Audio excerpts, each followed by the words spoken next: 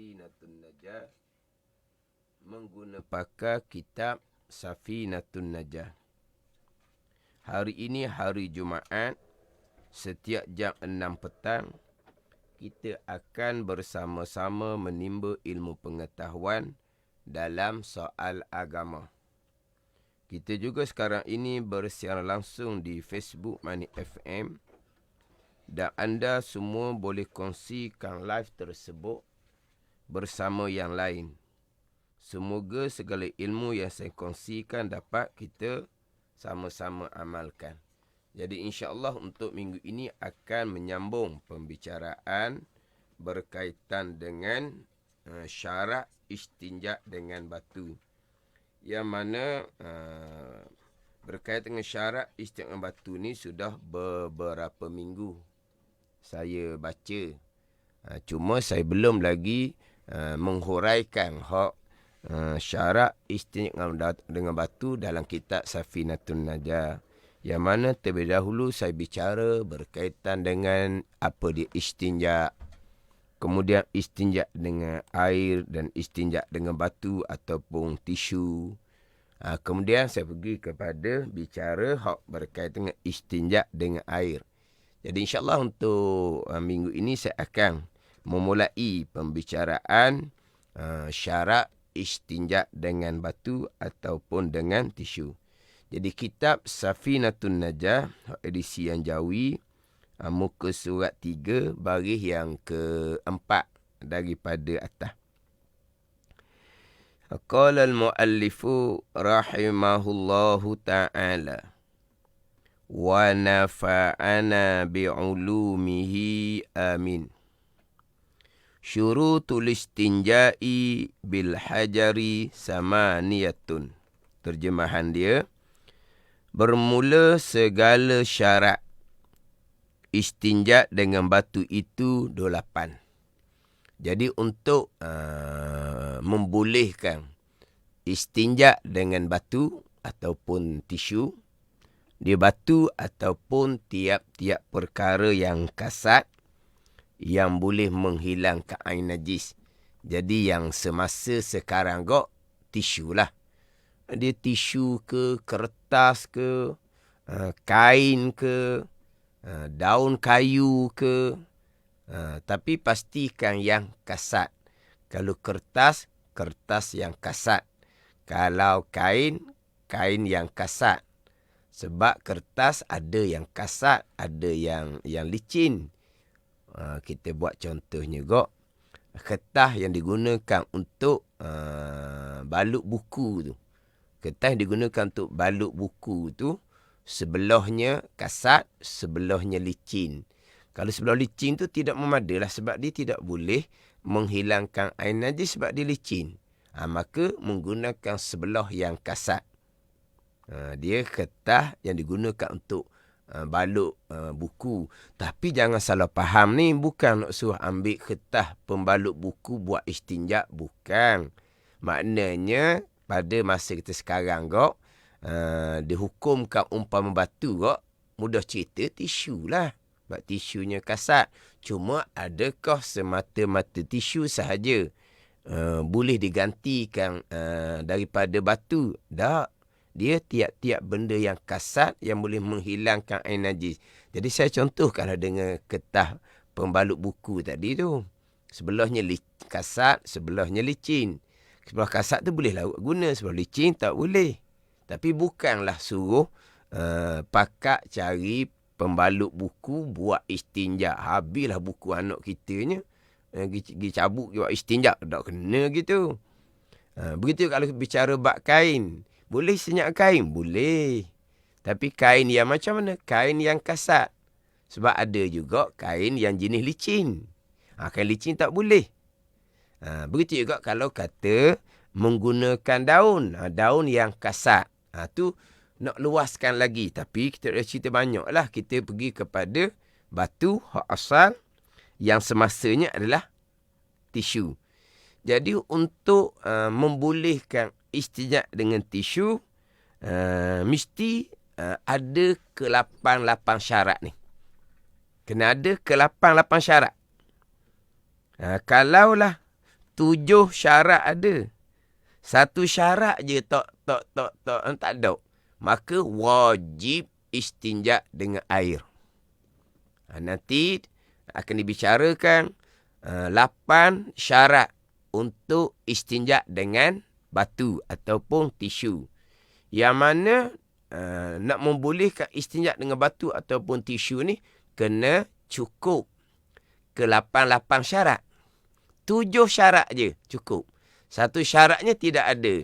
Maka wajib istinja dengan air. Wajib istinja dengan air. Bila melengkapi syarat barulah diharuskan istinja dengan batu ataupun tisu walaupun air banyak sekalipun.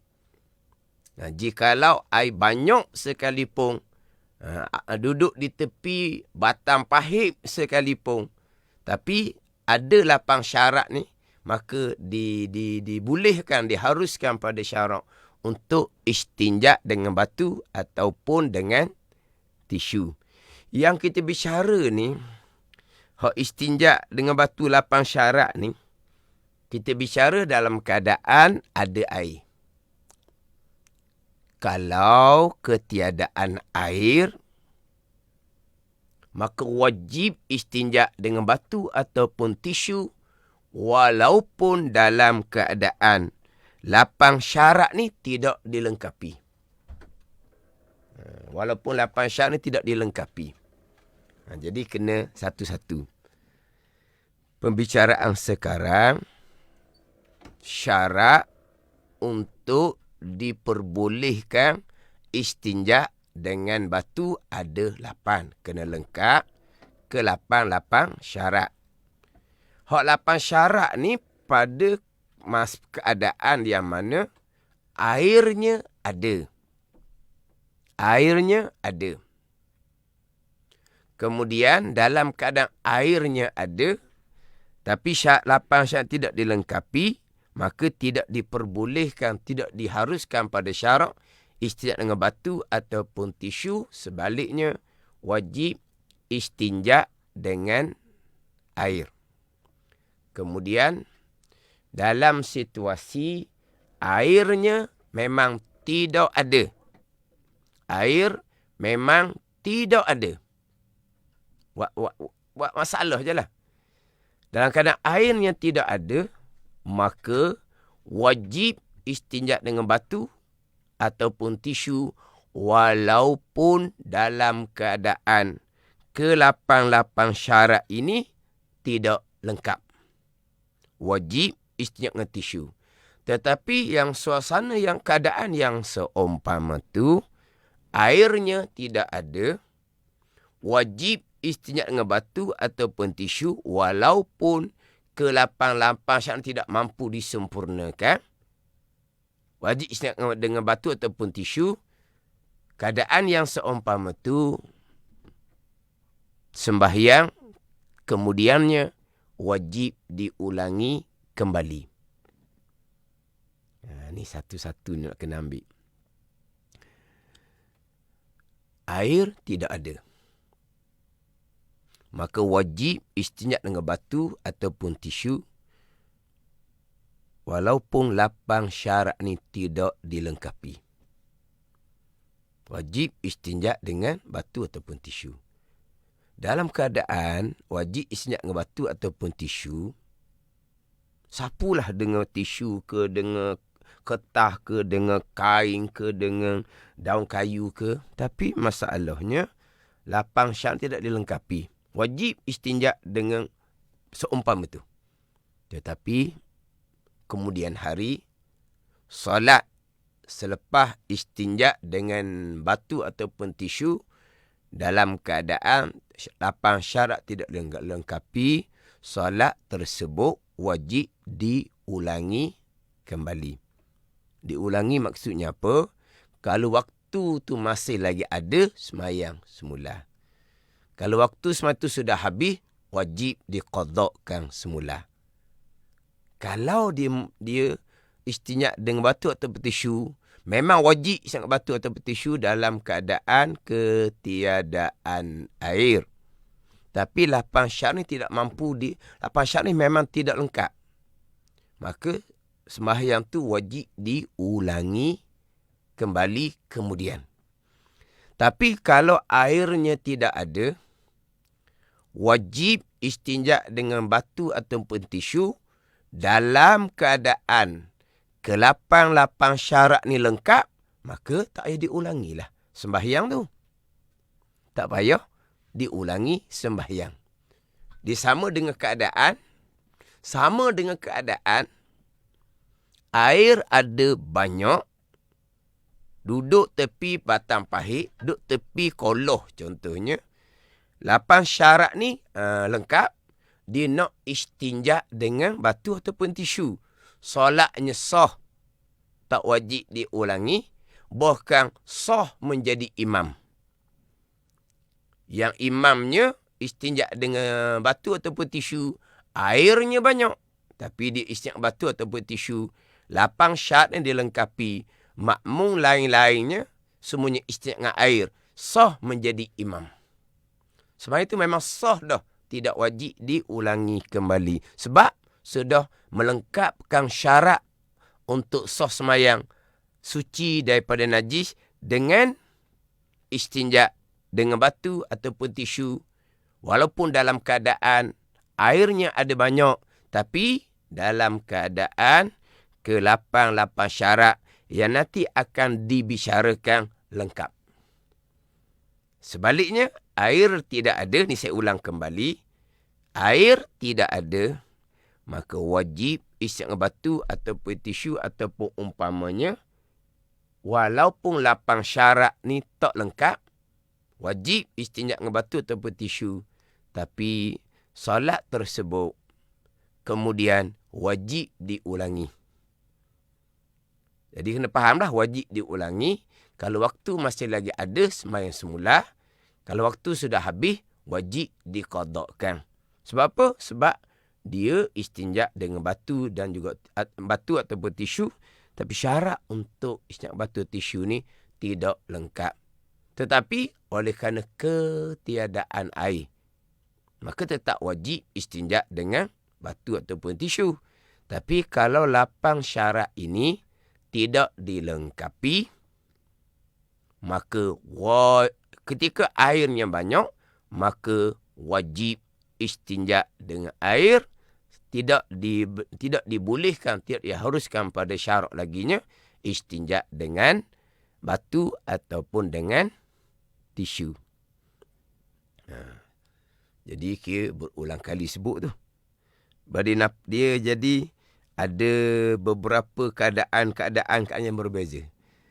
Tambahan pula, kalau yang mengikuti radio Money FM ke, Facebook Money FM ke, kalau yang mengikuti minggu-minggu yang sebelum, sebab bicara bab istinja ni sudah beberapa minggu, 4-5 minggu dah. Jadi kalau yang mengikuti ni, dia mengikuti daripada kuliah kalau terdahulu, insya-Allah lah mudah memahami. Kalau hanya minggu ini barulah ada kesempatan untuk mengikuti, mungkin akan timbul jugalah bagai-bagai pertanyaan. Sebab macam saya sebut dah di awal-awal bicara istinja dahulu, ramai orang kita memahami bahawa istinja dengan batu ataupun tisu hanya dibolehkan apabila ketiadaan air. Itu salah pemahaman. Ketiadaan air wajib istinja dengan batu ataupun tisu, bukan diperbolehkan, bukan diperharuskan. Yang bicara sekarang, istinja dengan batu tisu diharuskan, dibenarkan pada hukum syariat Nabi SAW, walaupun dalam keadaan air banyak sekalipun. Dalam kitab tulis walaupun tepi laut sekalipun. Syarat syariat Nabi SAW, undang-undang syariat Nabi SAW memang mengharuskan istinja dengan batu ataupun tisu walaupun tepi laut sekalipun. Jadi ada orang memahami istinja dengan batu ataupun tisu ni apabila dalam keadaan ketiadaan air. Dalam keadaan ketiadaan air, bukan diharuskan istinja dengan batu ataupun tisu. Bahkan diwajibkan istinja dengan batu ataupun tisu. Walaupun 8 syarat yang kita akan bicara tidak lengkap sekalipun. Ni kalau bagi yang ada kesempatan minggu ini mengikuti Hot Money FM, Talaki Safinatun Najah, menggunakan pakar kitab Safinatun Najah, pembicaraan berkaitan dengan istinja. Jadi usahakanlah supaya sama-sama kita ambil manfaat untuk menambah ilmu agama. Melalui program Talaki Safinatun Najah cukup mudah. Di mana berada, di rumah ke, di dalam kereta ke, di mana sahaja. Allah tak beri keluasan kepada kita pada masa yang mana sangat sibuk dengan kehidupan. Allah buka jalan kepada kita untuk menambah ilmu dengan hanya semata-mata tadah telinga, duduk di mana sahaja. Jadi janganlah dalam keadaan diberi keluasan seumpama itu, kita masih lagi menyempitkan peluang untuk diri kita dan keluarga kita untuk menambah ilmu agama. Sebab apa? Sebab nanti dipersoalkan, nak jawab, kami tidak ada kesempatan masa. Jawapan tu tidak akan diterima. Sebab walaupun tidak ada kelapangan masa, tetapi ada keluasan yang Tuhan jadikan dengan langit yang terbuka sekarang. Yang mana mudah-mudahan kita sama-samalah diberi peluang oleh Allah untuk sama-sama memahami ilmu agama Allah dan dapat beramal dengan ilmu agama Allah Subhanahu wa ta'ala. Kemudian minggu lepas saya bicara berkaitan dengan istinja menggunakan air. Ketika qada hajah atas tandas yang tinggi, yang mana yang qada hajahnya duduk di atas tu.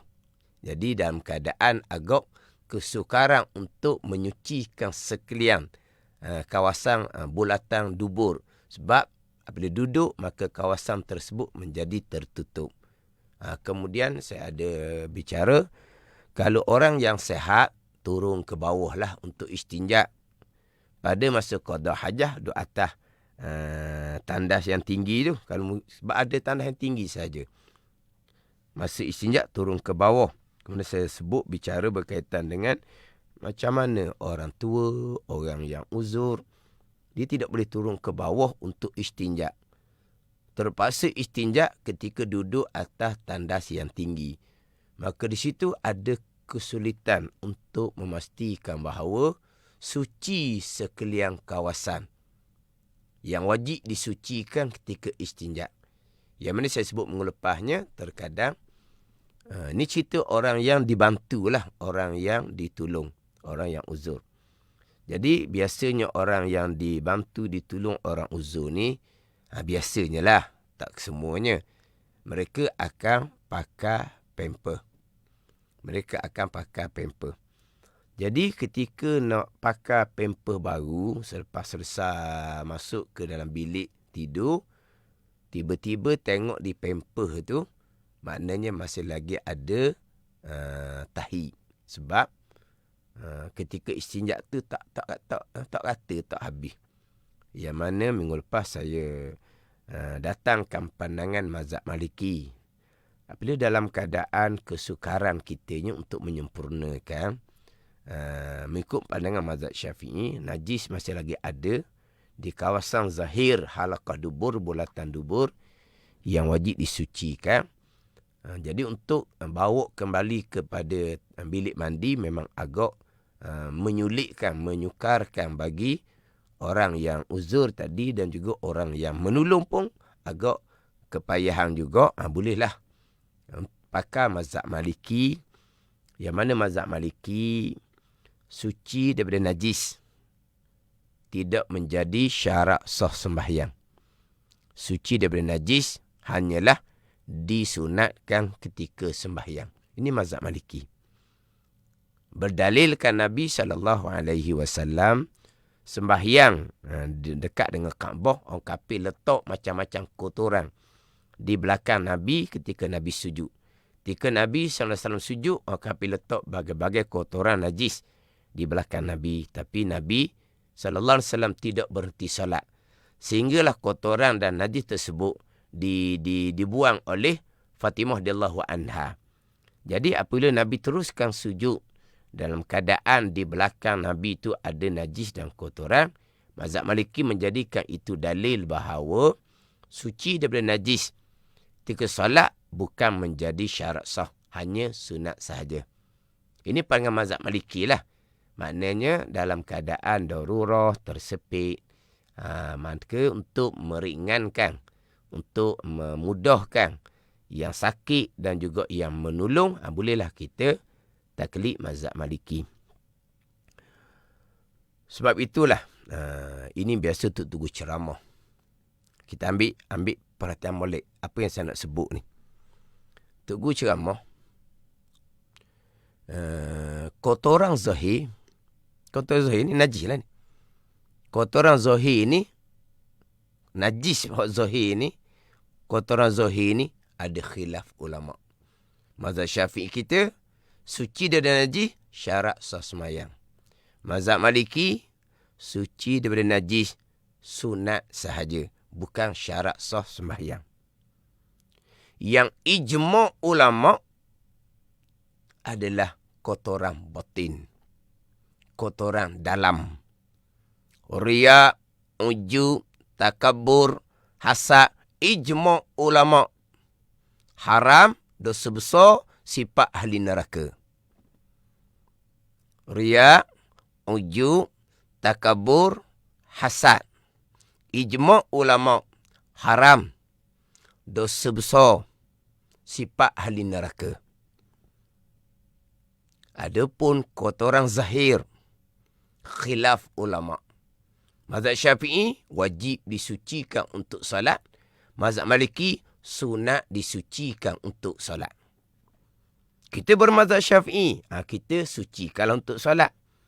Tapi jangan hanya sucikan zahir, sesuci-sucinya, berkilat, wangi. Tetapi sebaliknya, di dalam hati penuh dengan sifat-sifat yang kotor, sifat-sifat yang dicela, sifat-sifat yang diharamkan oleh Allah Subhanahu wa ta'ala, yang mewajibkan neraka jikalau tidak diampuni oleh Allah Subhanahu wa ta'ala. Ini biasa diulang-ulang, diperingatkan oleh tugu saya. Ayat ni. Ayat ni diperingatkan oleh tugu saya. Bukan kita nak buat ringan. Berkaitan kesucian zahir, bukan. Kita bermazhab Syafi'i. Hak tadi tu oleh kerana darurah tersepit, kerana kita nak uruskan orang uzur, tak apalah, kita pakai mazhab Maliki. Kita bukan nak buat mudah kotoran zahir, tapi nak cerita kotoran zahir masih lagi ada jalan keluar. Sebab khilaf ulama. Kotoran batin, riya, ujub, takabur, hasad, ijma' ulama. Ianya adalah haram. Wajib dibersihkan. Wajib disucikan daripada kita. Jangan nak berlakon di hadapan Allah Subhanahu wa ta'ala. Zahirnya comel je, bersih je, tapi hati kotor. Ini orang yang nak berlakon dengan Allah Subhanahu wa ta'ala yang khabir, yang mengetahui hak batin sebagaimana Allah mengetahui hak zahir. Ni kita bicara hak bab kotoran zahir, yang kita bicara hukum fiqh, dan juga kotoran batin dalam pembicaraan ilmu tasawuf. Kemudian dalam berkaitan dengan orang uzur ni, orang tua, orang yang sakit contohnya, saya pernah sebut sebelum ni tapi saya belum bicara lagi lah. Kadang-kadang mereka menggunakan tisu basah. Tisu basah ni dengan bahawa di tisu tu ada sabun, ada obat yang boleh mematikan kuman. Jadi macam mana dalam mazhab Syafi'i? Memada ke tidak? Cuma saya sebut secara ringkas, mazhab Syafi'i tidak memada. Kalau mazhab Hanafi memada. Itu nanti saya akan cerita kemudian. Tapi kalau kita tidak ada pilihan yang lain, kita buat je lah. Walaupun menggunakan tisu yang basah, yang ada mengandungi sabun dan juga mengandungi obat yang boleh mematikan kuman untuk menjadikan kulit di kawasan najis itu tidak menyebabkan jadi berkudih ke apa ke. Itu boleh digunakan. Tapi pandangan mazhab Syafi'i tidak memadai. Nanti saya akan bicara tu. Cuma saya nak pergi kepada bicara kitab terlebih dahulu. Boleh saya akan tambah lama lagi lah pembicaraan yang lain. Jadi nak pergi kepada berkaitan dengan syarat istinja dengan batu ada 8. Apabila 8 syarat ni tidak lengkap, walaupun hanya satu syarat tidak lengkap, maka wajib istinja dengan air. Mana 8 syarat? An yakuna bisalasati ahjar. Itu yang pertama. Terjemahan di bawah. Pertama ada 8 syarat untuk istinja dengan batu ataupun tisu. Bahawa ada orang beristinja itu dengan 3 batu. Itu syarat. Wajib menggunakan 3 batu. Wajib menggunakan 3 batu. Itu syarat dia. Wajib menggunakan 3 batu. Ini dalam mazhab Syafi'i kita dan juga dalam mazhab Hambali. Wajib menggunakan 3 batu. Walaupun najis tu terlampau sedikit, maknanya dia buang air besar, memang buang air besar ni kerah ke tahi dia, sedikit sahaja yang ada najis tahi di bulatan di masyrubah, di bulatan dubur. Dia pun menggunakan batu ataupun tisu. Jadi saya kekallah sebut batu sebab itu hak asal, hak sunnah Nabi SAW. Hak tisu ni hak semasa kita sekarang. Jadi saya kekal sebut batu dan tisu. Batu dan tisu. Sebab batu tu hak asal. Tisu tu hak digunakan sekarang. Jadi dalam mazhab Syafi'i dan juga mazhab Hambali, sebagaimana Nabi SAW memerintah supaya istinja dengan 3 batu. Dan ada riwayat Nabi SAW nahana Rasulullah SAW an yastanjiya bi aqalla min salasati ahjar. Melarang akan kami oleh Rasulullah SAW bahawa an-nastanjiya bahawa kami istinja bi aqalla dengan kurang min salasati ahjar daripada 3 batu. Jadi wajib menggunakan 3 batu. Walaupun seperti saya sebut tadi, najis terlampau sedikit, menggunakan 1 batu ataupun 1 tisu. 1 batu ataupun 1 tisu, maknanya habis dah. Najis tu habis licin dah. Maknanya batu ataupun tisu kali kedua tak ada lekat apa-apa dah. Batu ataupun tisu kali yang ketiga lagilah tak ada lekat apa-apa dah. Tetap wajib dengan 3 batu ataupun 3 tisu. Nah, dia gitu. Maknanya dengan 1 batu ataupun 1 tisu licin dah. Air kencing tu kering dah dengan 1 batu ataupun 1 tisu. Jadi batu yang kedua ataupun tisu yang kedua tak ada lekat air apa dah. Batu kali yang ketiga, tisu kali yang ketiga, lagilah tak ada tinggal apa pun. Tetap wajib 3 batu ataupun 3 tisu. Ini mazhab Syafi'i dengan mazhab Hambali. Adapun mazhab Maliki dengan Hanafi sampai ke hilang segala-gala. Mana kalau 1 batu, 1 tisu habis dah, cukuplah peti lah. Cuma sunat saja 3 batu ataupun 3 tisu. Itu mazhab Maliki dan Hanafi. Jadi 3 kali yang wajib ni. 3 batu ataupun 3 tisu. Faham molek? Hak wajib meniga adalah istinja dengan batu. Syarat yang pertama adalah 3 batu ataupun 3 tisu. Mana sebut 3 ni, yang wajib adalah pada masa istinja dengan batu ataupun dengan tisu. Adapun istinja dengan air. Begitu juga membasuh najis.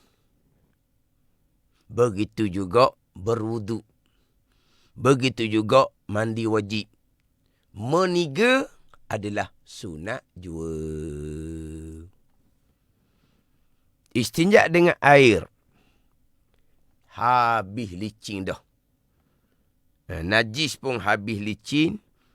Sifat najis pun habis licin. Beres. Dibilang sekali.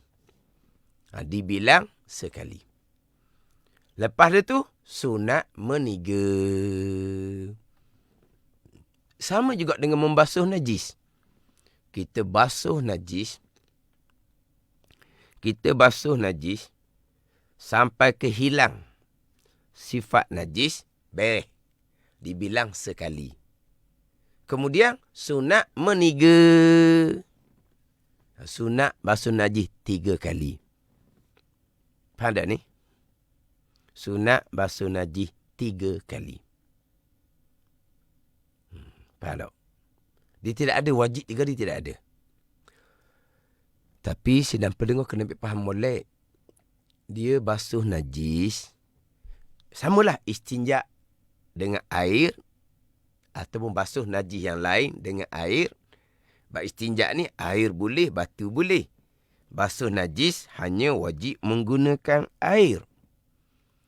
Jadi istinja dengan air sama dengan membasuh najis. Tidak ada wajib 3 kali. Tidak ada. Yang ada hanyalah sunat 3 kali. Tetapi, sedang perlu kena ambil faham molek. Istinja dengan air, basuh najis yang lain dengan air, selagi tidak hilang ain najis dan juga sifat najis, belum lagi disebut membasuh najis sekali yang diwajibkan. Pada ni, yang diwajibkan. Tak sebut lagi. Bila sebut sekali, hilang ain najis, hilang sifat najis, beres. Basuh najis selesai. Selesai dah kewajipan. Tapi dia hanya bilang sekali. Barulah sunat meniga. Ini contohlah contoh. Kita istinja dengan air ni tak apa nak nampak sebab dia duduk di bawah. Contoh. Najis lain. Kita berbasuh dengan air. Tak kira najis tu tahi ayam ke, tahi itik ke, tak kira lah. Kita berbuang air najis. Kita pun datangkan air ke tempat yang ada tahi ayam tadi tu. Sekali kita datangkan air. Habis. Tapi masa lagi ada lagi dia punya sifat najis. Mau dia masa lagi ada. Sekali tak bilang lagi. Kali yang kedua. Tak habis juga lagi sifat najis. Kali yang ketiga. Barulah hilang sifat najis. Baru bilang basuhan najis kali yang pertama. Baru bilang basuhan najis kali yang pertama. Bila? Apabila suci tempat tersebut daripada sifat-sifat najis. Baru sebut selesai basuh najis yang diwajibkan kali yang pertama. Tadi saya buat 3 kali air. Tak, hanya bilang sekali. Tak bilang 3. Lepas suci, barulah datang air kali kedua, boleh hukum sunat. Boleh pahala sunat. Datang air kali 3, boleh pahala sunat. Sunat meniga. Itu bila ada meniga. Sunat saja. Berbeza dengan istinja dengan batu. Memang wajib 3 kali. Dengan 3 batu ataupun 3 tisu. Jadi hak wajib meniga, istinja dengan batu. Istinja dengan air, basuh najis yang lain dengan air, sunat meniga. Tapi nak sebut yang pertama ni, bilangan yang pertama, apabila suci. Istinja dengan air, suci tempat istinja. Basuh najis, suci tempat yang kita basuh najis. Barulah selesai basuhan kali yang pertama yang diwajibkan. Walaupun sudah digunakan air 2-3 kali sekalipun, tapi belum sebut lagi 2, belum bilang lagi 3, hanya sebut sekali. Suci, bersih tempat, baru bilang sekali. Selepas tu, sunat meniga. Gitu. Tak ada hukum wajib basuh najis 3 kali, tidak ada. Wajib basuh najis hingga hilang zat najis, ain najis, dan juga hingga hilang sifat najis. Wajib basuh najis hingga hilang ain najis dan hingga hilang sifat najis. Itu kewajipan. Hilang ain najis, hilang sifat najis, suci tempat tersebut, baru bilang sekali. Barulah sunat meniga kali yang kedua, dan ketiga hukumnya adalah sunat. Tidak ada hukum wajib basuh najis 3 kali, tidak ada. Basuh najis hingga hilang ain, hilang sifat, beres. Kemudian barulah sunat meniga. Yang wajib meniga kita bicara sekarang. Istinja dengan batu, istinja dengan tisu, wajib dengan 3 batu ataupun 3 tisu. Kemudian 3 batu ni, saya sebut jugalah batu. Kalau batu tu kecil, 3 biji batu lah. Jadi untuk qada hajah, kalau buang air besar, pasti buang air kecil. Pada ni. Jadi kalau kira batu kecil-kecil, 3 batu lah. 3 batu untuk istinja daripada air kecil, buang air kecil, dan 3 batu untuk istinja daripada buang air besar. Jadi 6 batu. Kalau batu tu kecil. Kalau batu tu besar, ikut penjuru dia lah. Ikut penjuru dia. Batu besar, sebelah ni, sebelah sini, sebelah sini. Jadi 3 penjuru kalau batu tu besar. Kalau batu tu kecil, 3 biji batu. Kalau batu tu besar, 3 penjuru batu. Dia panggil 3 juring lah kalau kita orang Terengganu ni. Ada 3 juring. 3 juring batu. Kalau batu tu besar. Kalau tisu macam mana? Tisu samalah. Kita tisu ni kadang-kadang kita lipat. Makna kita sapu kali yang pertama meratai. Berapa kali pertama? Berapa satu tisu. Jadi 3 tisu, 3 batu. Nak bilang batu yang pertama, ataupun tisu yang pertama, ketika sapu tu meratai, bukan separuh daripada tempat najis. Kalau air kencing, habis di tempat air kencing keluar tu, sapu habis, baru bilang satu batu ataupun satu tisu. Kalau buang air besar, berok, dengan satu batu, dengan satu tisu yang pertama tu, dia lap, dia sapu habis. Dia sapu yang pertama tu, meratai. Meratai. Pada ni, meratai. Baru bilang sekali. Jadi kalau menggunakan tisu, tapi tisu tu dilipat banyak. Tisu tu dilipat banyak. Jadi kalau yang pertama tu, kalau buang air kecil, payah buang air kecil ni, kencing lah senang. Kalau air kencing, maknanya dengan tisu yang pertama tu, kalau tisu tu lipat, boleh 3 tempat. Mana yang pertama dia pun lap di satu penjuru tisu. Dah besar ni tisu, lipat. Kemudian kali kedua dia pun lap pula di tisu yang selebihnya. Lepas tu tisu tu tebal, air kencing tu tidak ke belakang. Dia pun lipat balik tisu najis tu, dia pun ambil tisu Dia pun sapu pula di tempat air kencing tu. Kali yang ketiga. Beres. Cuma kalau tahi, berok. Kali pertama tu tengoklah macam mana tisu yang digunakan. Cuma untuk dibilang 3 ni, di tempat yang asing-asing. Tetapi, nak bilang kali pertama, sudah meratai tisu tu untuk tempat keluar najis. Kemudian, kali yang kedua, meratai juga tempat keluar najis. Kali ketiga, meratai tempat yang keluar najis. Maka dibilang 3 batu ataupun 3 tisu. Syarat yang pertama. Kemudian, ini ada satu soalan ni. Ini mungkin berkaitan dengan basuh najis. Berkaitan dengan basuh najis. Soalan daripada Abdul Rahman dalam FB ni. Kalau mengikuti live FB, bolehlah hantar soalan yang berkaitan. Hantar soalan yang berkaitan. Bukan apa sebab minggu lepas sedang bicara istinja, ditanya soalan. Macam manakah nak menghasilkan khusyuk ketika sembahyang sunat witir? Minggu lepas saya senyap tengok je. Kita bicara bab istinja, dia tanya soalan, macam manakah untuk menghasilkan khusyuk ketika sembahyang sunat witir? Sebut sunat witir. Tapi mana bukan. Jadi tak kena dengan tajuk. Dia tengah fokus tajuk lain, tanya tajuk lain senyap. Ni ada kaitan lah ni. Abdul Rahman ni tanya, suci itu adakah dibantu dengan sabun ataupun tidak? Dia kalaulah tanpa menggunakan sabun, sifat najis tidak hilang, maka wajib menggunakan sabun. Ni sabun ni orang sekarang. Orang dulu menggunakan tanah. Orang dulu. Untuk menghilangkan sifat. Tanpa menggunakan sabun, tidak akan hilang sifat, maka wajib menggunakan sabun. Apa-apalah.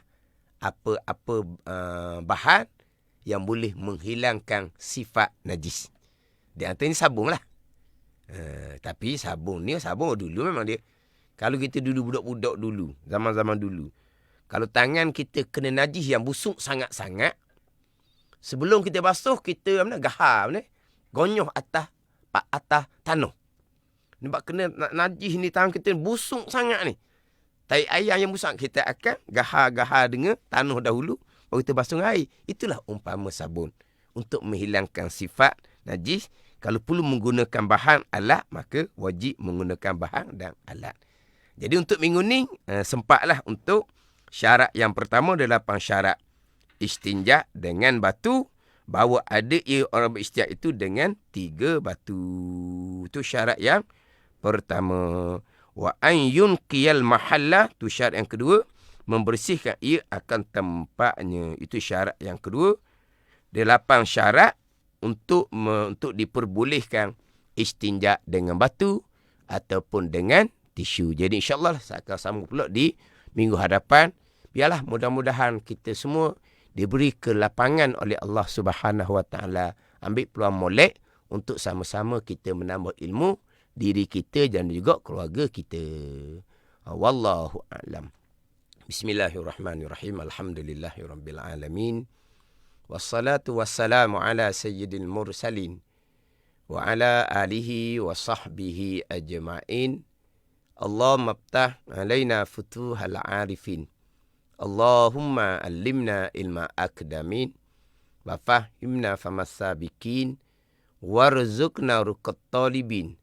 Allahumma zidna ilman wa alhiqna bis salihin. Wa sallallahu ala sayyidina Muhammadin wa ala alihi wa sahbihi wa sallam. Walhamdulillahi rabbil alamin. Wassalamualaikum warahmatullahi wabarakatuh.